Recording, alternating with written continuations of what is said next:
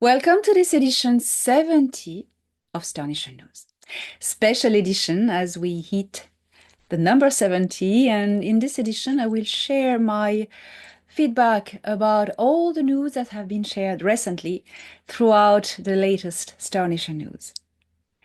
It's good sometimes to just make a break and examine a little bit what's been going on in the galaxy and on Earth. Afterwards, I will take you to the Canis Major constellation to discover a new species, a culture. It's the Ashun.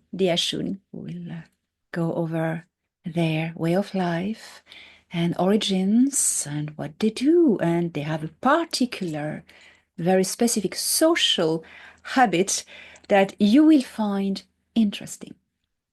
So for this week, well, it's a big change in this galaxy as the Sikaar headquarters have been taken over by the Galactic Alliance, more especially the United Galactic Alliance of Nataru. Why united? Because it has made ties with the Dianach Empire. Who is the Dianach Empire? It's the Anunnaki Empire, or called the Old Empire. It is still ruled by an old, ageless immortal by the name of Anu, who is really not giving his throne away. His heir to the throne is Prince Ea. Prince Ea was known during the days of the expedition to Earth, the Kashkal, as Enki, the custodian of Ki. En in the old language means, or ne, or en, means custodian or master or ruler. More in the way of custodian.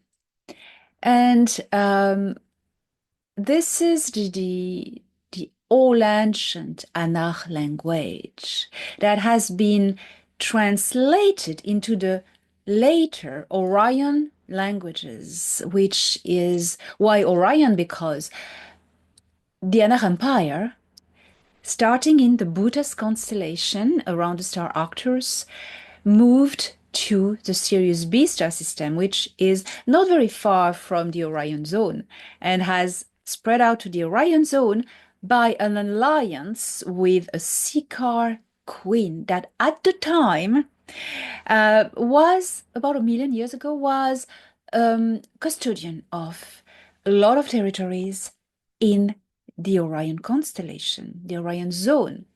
Let us call it zone because constellation is a term that is more specific. When you look at the sky, the visual arrangement of stars from a said world. It is not actually the White Queen, the Empress of the Sikaar Empire that we are talking about. It's a local queen. The Sikaar Empire used to, and still is in a way, although it's defeated, function on a system of semi-hive. It's not a hive consciousness. The Sikaar are individuated consciousness, but they are interfaced to a queen. They are reptilians and they are reproducing by eggs.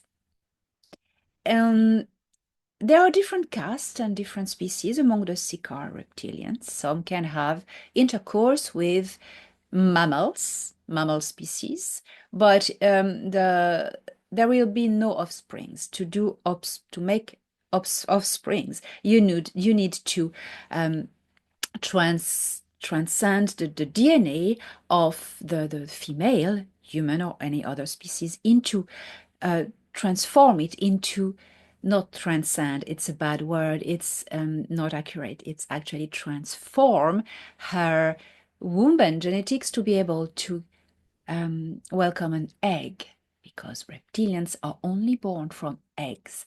So that is a bit of genetics. We'll not go over it. It's a whole lecture about it. But the Sikar have an empress, a super queen, a higher queen, which is called the White Queen. And the White Queen has sub-queens in different zones, which have all been neutralized by now. And the Queen Tia, at the time when the Anachim, or Anunnaki as we know them on Earth, moved to the Orion zone, she was at the time a local queen dependent on the leadership of the Alpha Draconis, White Queen. Tia was her name, the local Orion Seeker Queen, and she was killed by Marduk or Marutuk, Ea's son. That's a bit of dysfunctional family story with that. Because Marutuk was taken over by Yuh, that we know by Enlil, the master of command of the armies, who was the son of Tia, the Sikar queen. And he coerced Ea's son, Marutuk, to go to the dark side. We are in full beam of Star Wars. The light side, the dark side of the Force, that's what it is about.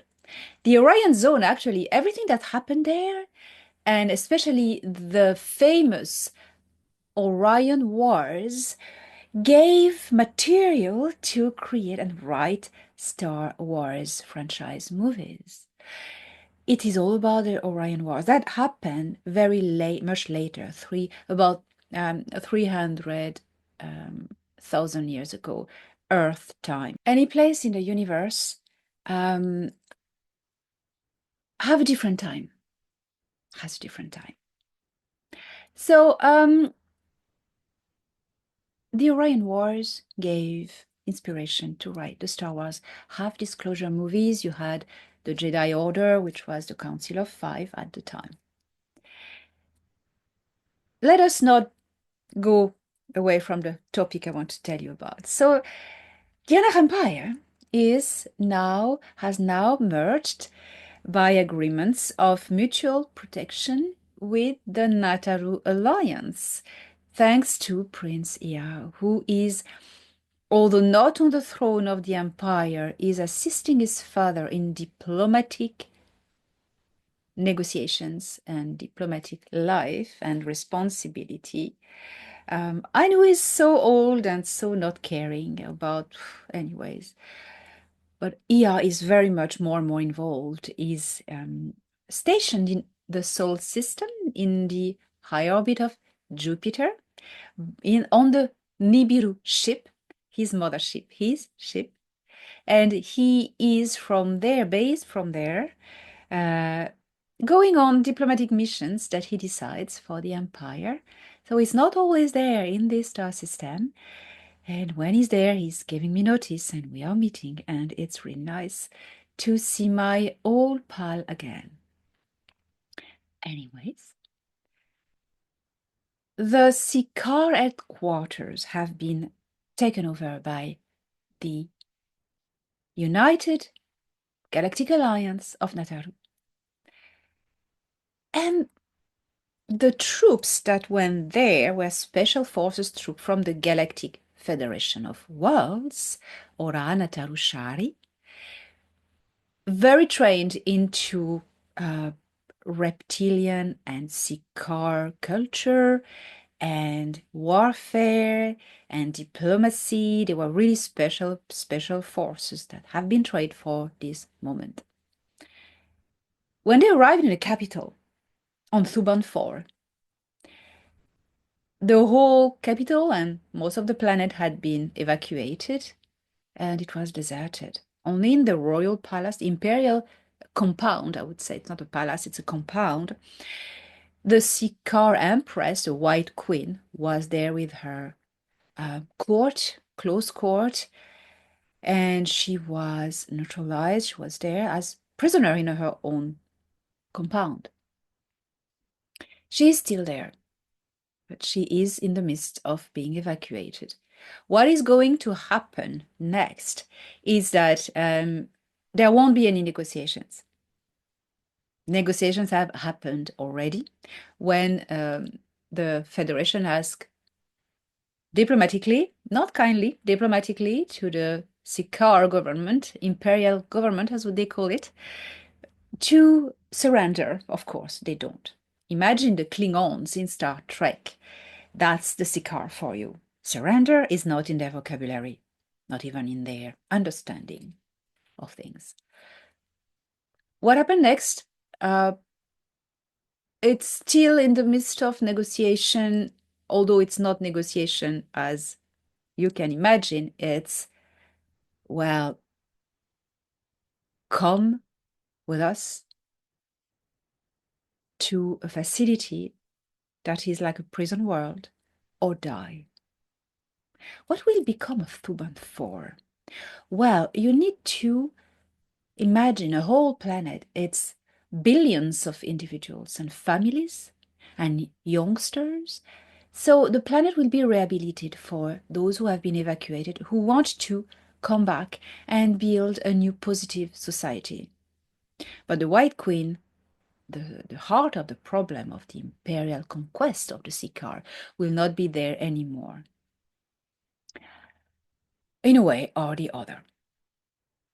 What they found was in the compound, the imperial compound, which is, I mean, huge, is taking like at least a quarter of the planet. You can imagine that it's a big empire. So imagine the headquarters is not a like provincial town size.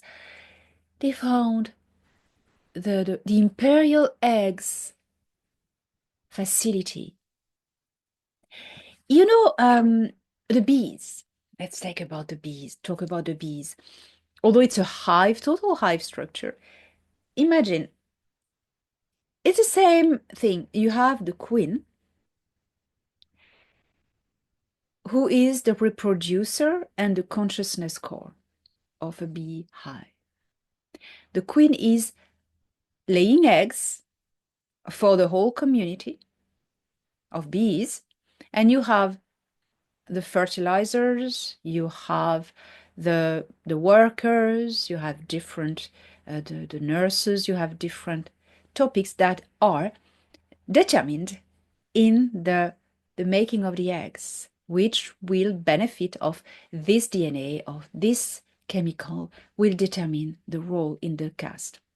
You imagine that. So the Sikar queen had fertilizers from the royal imperial caste.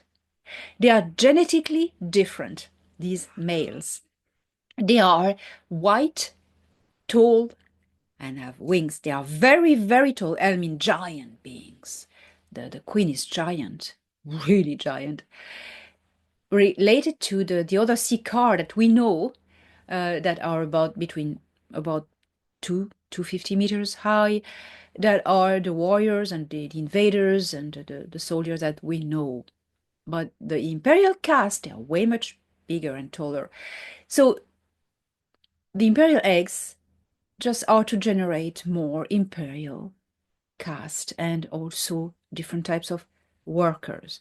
But then when we see the difference with the bees is that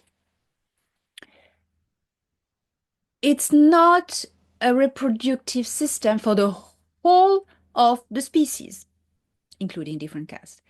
That's only for the royal caste. Now, the Sikar are not hive consciousness, like the greys, like the bees, like the ants. They are interconnected collective consciousness, individuated. Like with the Altians, for instance, or in the movie Avatar, if you have more of a Earth reference. They will reproduce themselves by sexual intercourse, and the females are the eggs layers. So each caste, which is a race of Sikar, has their own reproductive females. They don't have sub-queens for this. They have their own reproductive females, and they will have intercourse with them. The females stay on the home worlds, do not go to conquest. That's a male thing. That's why you see only male Sicars in spaceships, in conquest, etc. They are binary species. Yes, they are. So here is for the Sicars. Sometimes you have diplomatically a local governor, which is a local queen, because it's a matriarchal society. So Tia in the Orion zone was a sub-queen, like a governor of a zone, conquered zone. She offered Emperor Anu to come there to give him territories, and in exchange, having an offspring who would be raised by the Sicar. That would be Yuho Enlil, who was half Sicar and raised by the Sicar, and came to Earth in the expedition on board Ia's ship, the Nibiru, with his Sicar court. Enlil was more Sicar than Anunnaki. He was half by birth, but more Sicar because he was raised by them and acted by them and looked like them. I remember him because I was there. He was a bit scary looking, scary, impressive, very tough, very tall, very muscular, very rough at face. And I saw him again when he was judged recently, a few years ago. He hadn't changed, even more evil, drew age on his face, you know. He's now in the prison world, very far away from here, so you won't hear about him anymore, except in history records, of course. Well, that's what's going on at the moment. So I gave a little bit of background for this. Why the Anak Empire joined the NATO Galactic Alliance when it was decided to go in the Sicar Wars. Also, the Negumak joined the Federation just before, and that made this project possible at that point. The Negumak Nomopo are from the Antares star system in the Scorpius constellation. They are pretty much the main culture there, and they are eating reptilian. That's their alimentation, that's their way of eating, and it's in their culture and genetics to eat reptilians. Among other stuff, they are carnivore, of course. They love Sicar flesh. Sicar and Naga. In my latest webinar, 24, I went over the difference between Sicar and Naga and the history of the Naga on Earth. So I invite you to watch my crowdcast webinar 24. Well, that would be all for the state of the galaxy at the moment. On Earth, a lot of changes are happening, and the divide and conquer that the deep state had installed and as a programming in many of you is now dying out. They're trying all they can. The woke movement that was created by the CIA is now on the verge of collapsing. It has already started collapsing, especially in the USA, since President Trump is in power now and is doing a bit of cleaning behind the leaving deep state. So this wave is unfolding on Europe and Asia, and it will bring a liberation of thoughts, of free speech, and Elon Musk is working actively for the good future of humanity. Everything he's doing, I mean, he was sent here to change the face of our civilization, to make Earth civilization as a planetary culture, and an interstellar culture is the bridge to the level 3 civilization officially to enter membership with the Galactic Federation of Worlds. We are in a probation period as well. I went over this whole Galactic Federation membership into my webinar 23 on broadcast. you can watch these two webinars. They are really going into all the details. We are entering into the Galactic Federation of Worlds, and it's pissing off the deep state. You know, agreements were signed between Eisenhower and the Galactic Federation of Worlds in 1954, and a program of cooperation had been started. And now it's in completion. We are, as talking about Earth humans, you are entering into a galactic community that is welcoming you, arms open, hearts open. Your star families, for those who are not from here, are waiting to physically meeting you.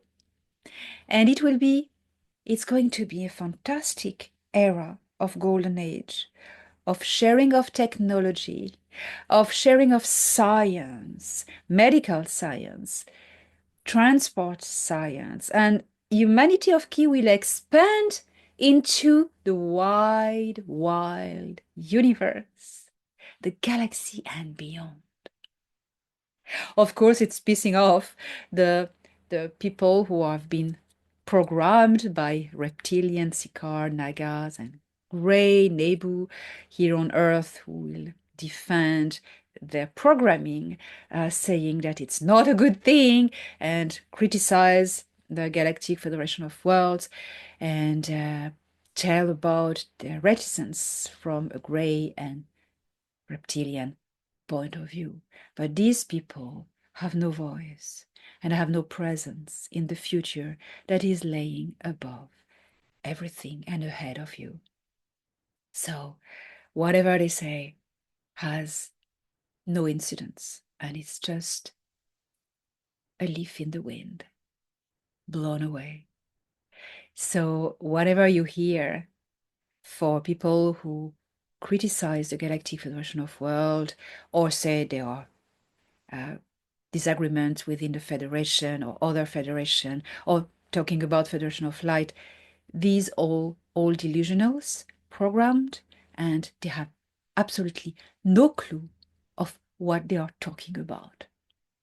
People based on reptilian point of view or QHHT Grey point of view, they have no clue, no clue of reality, no clue. So by then you have developed your discernment, and I know that. So, people of Earth, I am inviting you now to discover a new wonderful culture from the Canis Major constellation, the Ashun. See you next week.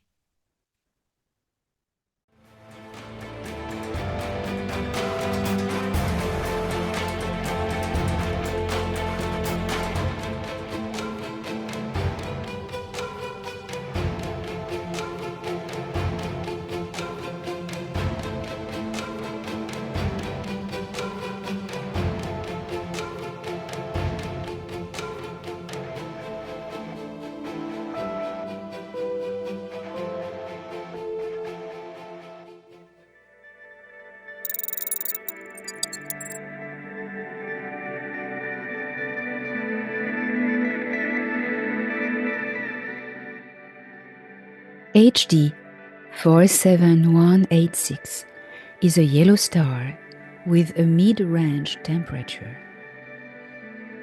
There are 2 planets in this system that host life, but only one of them, Ashuna, has developed a great spacefaring civilization.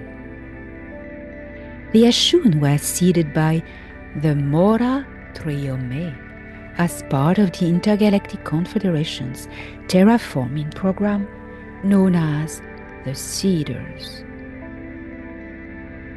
The Ashun's genetic markers and social behavior distinguish them from any other human group in Nataru, suggesting an extragalactic biological origin.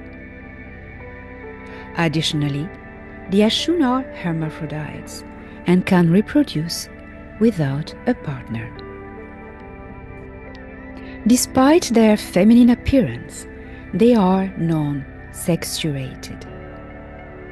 However, they can gather in troops to perform erotic rites and games, which often stimulate their hermaphrodite reproductive functions. These functions can occur without attending these events. The Ashun are a friendly, pacifist, and hospitable people. However, visitors to their world often feel uncomfortable and confused because the Ashun do not recognize personal property or personal space. On their world, community life is shared 100%. Even children are free to roam as soon as they leave the nurseries. Education is peculiar for the Ashun. There is none, properly speaking. However, on Dordorik, numerous holographic libraries are available to the population. Anyone can come at any time to consult archives and learn, using advanced technologies that imprint data directly into the cerebral cortex. As such, education is a matter of free will. To summarize the Ashun way of life in one word, it would be liberty.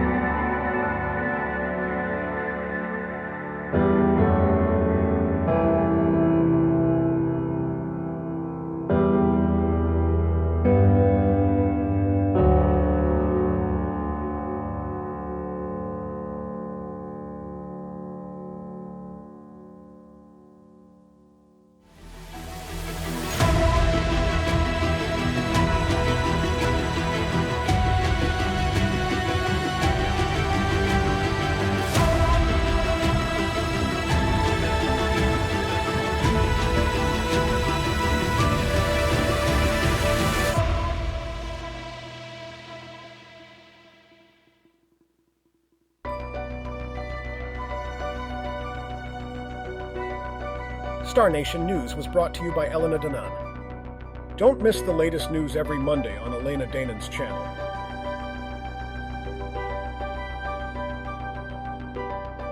Video directed by StefZak.